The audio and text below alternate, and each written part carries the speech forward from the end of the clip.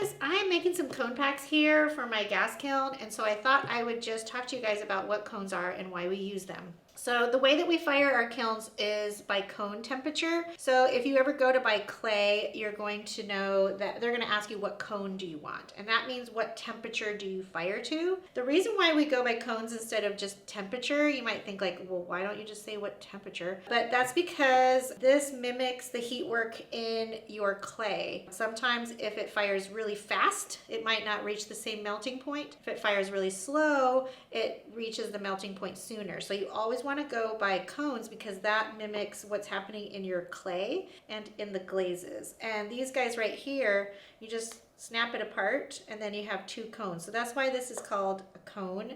And when they ask you what cone do you fire to, they're actually talking about cones. Now, if you have a digital kiln, you might not be firing by cones, but it's still a good idea to put a cone in your kiln to see if the temperature you're firing to is actually going to be correct for you. So let's put together one of these cone packs that I can put into my kiln so that I can see how my kiln is firing. My gas kiln, I actually look inside the kiln and shut it off whenever it reaches temperature, but an electric kiln, we do what's called a witness cone, and that just tells you what did your kiln do when you set it to this temperature.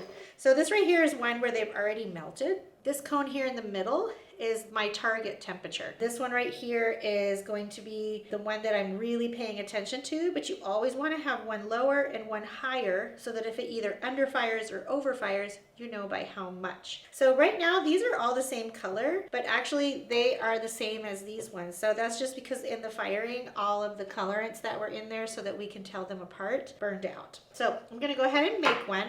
So it just starts out, I just need something to hold my cones in place. So I'm just gonna roll a very small coil. And now I'm just gonna tap the ends just because even though it's just for holding cones, I still like it to look a certain way. So I'm just gonna cut off these ends. They make things that are for holding your cones that you have to buy, but I prefer just to do it this way because I always have clay on hand. Okay, so now I'm just softening these edges. You really don't need to do this. This is just what I do.